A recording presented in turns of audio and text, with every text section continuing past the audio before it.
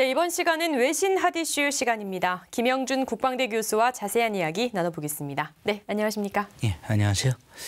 네, 먼저 일본 얘기를 좀 해보죠.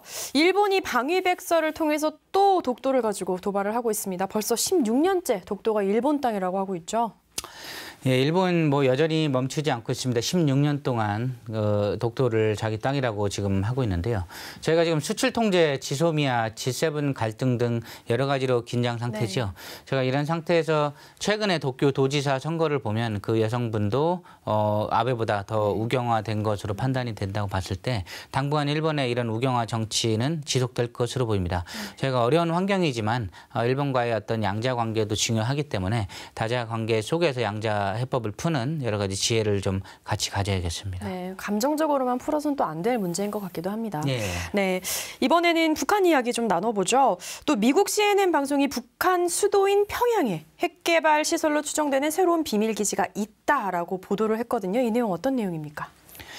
예, 평양 만경대 구역 월롤이라는 곳이죠. 미들베리라고 이제 비약산 연구센터로 유명한 곳인데 제프리 루이스라는 소장이 15년도에 연구원이 처음 발견을 했었는데 공표하지 않았다고 밝히다가 최근에 이제 보안 경계선이라든가 부진의 사태, 북한 지도자가 많이 방문했을 때 설치된 기념물, 그리고 이제 차량이 왔다 갔다 많이 포착된다는 것들을 증거로 해서 여기가 확실시된다고 표기를 한 겁니다.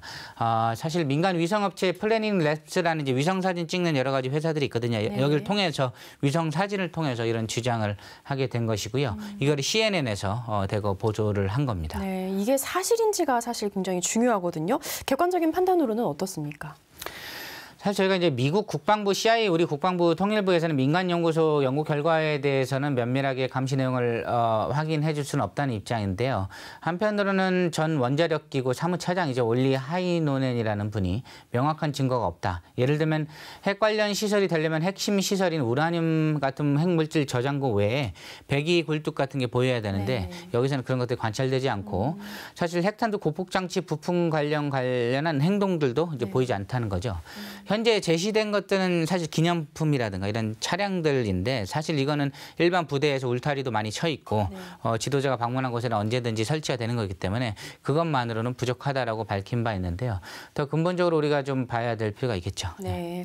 그런데 이게 시기적으로 좀 묘한 게 트럼프 대통령이 3차 북미 회담 가능성을 언급한 이후에 이런 보도가 나온 거거든요. 미국이 계속해서 지켜보고 있다. 일종의 이런 내용으로 좀 봐도 되는 걸까요?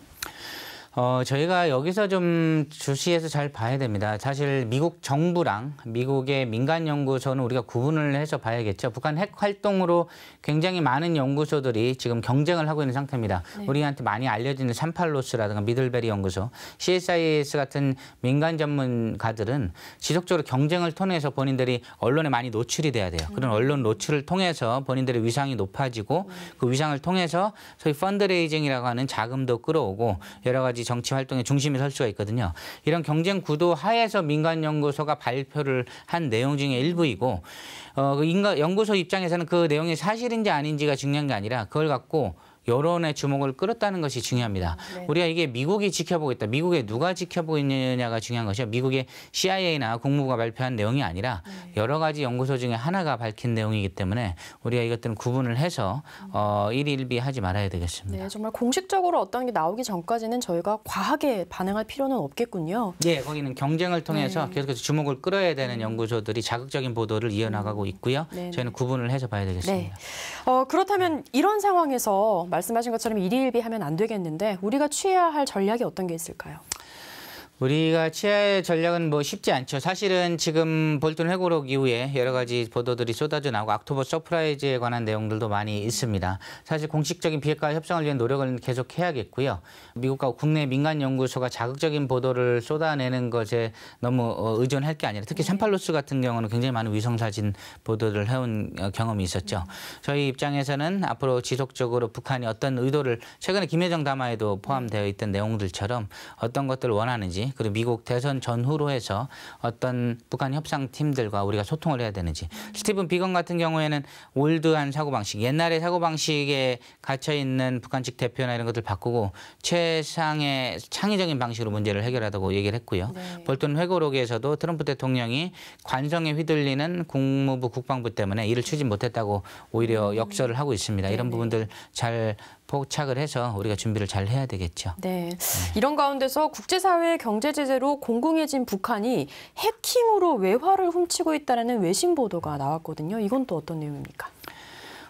관련 블록체인, 사이버머니 등 관련해서 북한에서 어떤 그 부족한 외화를 벌어들이는 뉴스들은 어제 오늘 얘기가 아니고요. 사실 미국에서도 제재 회피 관련한 여러 가지 어떤 사안들을 중점적으로 보고 있는 가운데 이런 북한의 어떤 블록체인이라든가 사이버머니 관련한 활동들이 포착이 되고 있습니다. 네.